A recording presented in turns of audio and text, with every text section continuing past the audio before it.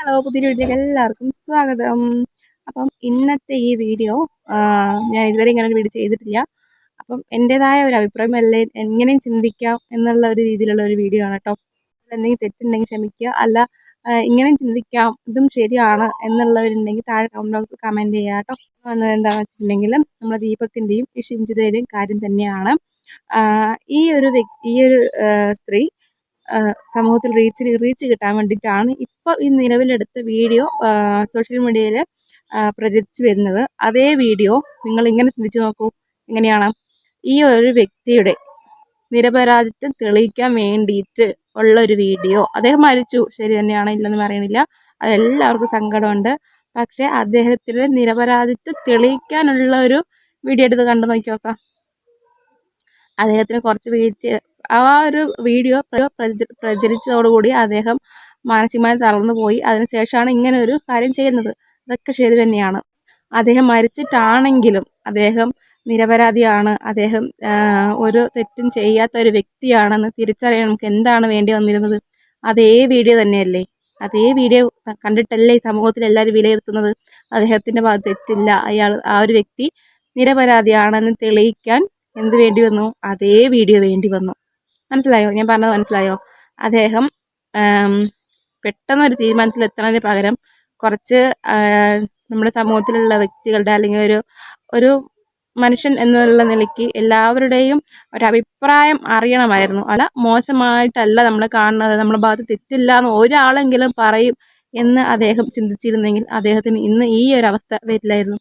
അതേപോലെ തന്നെ വേറൊരു കാര്യം കൂടി ഞാൻ പറയാം. ആ വീഡിയോ തന്നെ കണ്ടിട്ടാണ് അദ്ദേഹത്തിൻ്റെ ഭാഗത്ത് നിന്ന് ഒരു തെറ്റുകളും ഇല്ല എന്നുള്ളത് നമ്മുടെ സോഷ്യൽ മീഡിയയിലുള്ളവരായാലും ഇപ്പോൾ നമ്മുടെ സമൂഹത്തിലുള്ള വ്യക്തികളായാലും അംഗീകരിച്ചത്. അതേസമയം നിങ്ങൾ ഇങ്ങനെ ചിന്തിച്ച് നോക്കൂ. അപ്പോൾ ഈ ഒരു വീഡിയോ ഇല്ലാതെ ആ ഒരു സ്ത്രീ നേരിട്ട് പോലീസ് സ്റ്റേഷനിൽ പോയി പരാതിപ്പെടുകയോ അല്ല ആ ഒരു ബസ്സിൽ ആ ഒരു സ്ത്രീ അതേ പെട്ടെന്ന് ഒച്ചപ്പാടും ബഹളമൊക്കെ ആക്കുകയാണെന്നുണ്ടെങ്കിൽ ആരായിരിക്കും അവിടെ ശരി? നിങ്ങൾ ചിന്തിച്ചിട്ടുണ്ടോ? അവിടെ ആരാണ് ശരി? ആ വീഡിയോ ഉള്ളത് കൊണ്ടാണ് ഇപ്പം സമൂഹത്തിലുള്ളവരായാലും ആരായാലും അദ്ദേഹത്തിൻ്റെ ഭാഗത്ത് തെറ്റുകളില്ല എന്ന് മനസ്സിലാക്കിയത്. അതേസമയം ആ ഒരു വീഡിയോ അവിടെ ഇല്ല. ആ ഒരു സ്ത്രീ നേരിട്ട് പോലീസിൽ പോയി പരാതിപ്പെട്ടു. ആരെ ഭാഗത്താണ് ശരി? അദ്ദേഹം അവിടെ തെറ്റുകാരനാവും. കാരണം എന്തുകൊണ്ടാണെന്നറിയോ?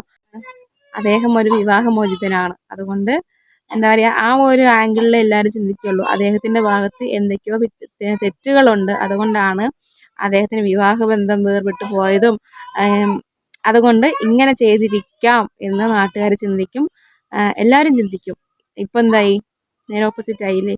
അതാ പറഞ്ഞ ഒരു വിഷയത്തിൽ രണ്ട് ഭാഗം ചിന്തിക്കാൻ പറ്റും. അപ്പോൾ ഞാൻ പറഞ്ഞതിൽ തെറ്റുണ്ടെങ്കിൽ ക്ഷമിക്കുക, പൊറുക്കുക, എൻ്റെതായ ഒരു അഭിപ്രായമാണത്. അപ്പം ഈ ചെയ്ത പെണ്ണ് ശരിയാണെന്നല്ല ഞാൻ പറഞ്ഞു വരുന്നത് കേട്ടോ. ഈ പെണ്ണ് ചെയ്ത് ഇപ്പം മോശം തന്നെയാണ്. ഇപ്പം എന്നല്ല, എല്ലാവരും പറഞ്ഞ പോലെ തന്നെ ആ ഒരു അഭിപ്രായത്തോട് ഞാനും യോജിക്കുന്നു.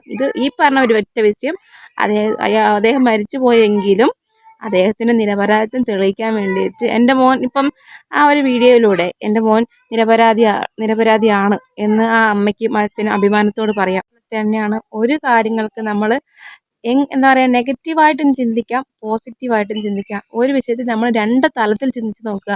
അതേപോലെ തന്നെയാണ് ഈ ഒരു കാര്യവും. ആ ഒരു വീഡിയോ നമുക്ക് അദ്ദേഹം ഒരു നിരപരാധിയാണെന്ന് തെളിയിക്കാനും പറ്റും. ആ ഒരു വീഡിയോ കാരണം അദ്ദേഹം ഈ ഒരു അവസ്ഥയിൽ എത്തുകയും ചെയ്തു. നിങ്ങൾ ആലോചിച്ച് നോക്കുക, എത്ര പേരിങ്ങനെ ആലോചിച്ചിട്ടുണ്ട്? എത്ര പേര് ആലോചിച്ചിട്ടുണ്ട്? ഞാൻ കുറച്ച് നേരം ഇങ്ങനെ ആലോചിച്ച് നോക്കിയപ്പോഴാണ് ഞാൻ അങ്ങനെ പല കാര്യങ്ങളും ഇങ്ങനെ ആലോചിക്കും, പക്ഷേ അത് നമ്മളങ്ങനെ പറയണോ വേണ്ടേന്ന് തോന്നി. പക്ഷേ ഈ ഒരു കാര്യം എനിക്ക് പറയണം തോന്നിയതുകൊണ്ടാണ് ഞാൻ ഈ ഒരു വീഡിയോ ചെയ്തത് കേട്ടോ. ഇങ്ങനെ ചിന്തിച്ചവരുണ്ടെങ്കിൽ ഒന്ന് കമൻറ്റ് ബോക്സിൽ കമൻറ്റ് ചെയ്യുക കേട്ടോ. അദ്ദേഹത്തിൻ്റെ നിരപരാധിത്വം തെളിയിക്കാൻ വേണ്ടിയും, അതാണ് ഞാൻ പറയണത്, അദ്ദേഹത്തിൻ്റെ നിരപരാധിത്വം തെളിയിക്കാൻ വേണ്ടിയും ഈ ഒരു വീഡിയോ ഉപകാരപ്പെട്ടു. മറ്റൊരു വീഡിയോ വീണ്ടും കാണാതെ വരെ ബൈ. മറക്കാതെ ലൈക്ക് ചെയ്യുക, ഷെയർ ചെയ്യുക, കമൻറ്റ് ചെയ്യുക, കൂടാതെ ഹൈപ്പും കൂടെ ചെയ്തേക്കുക കേട്ടോ.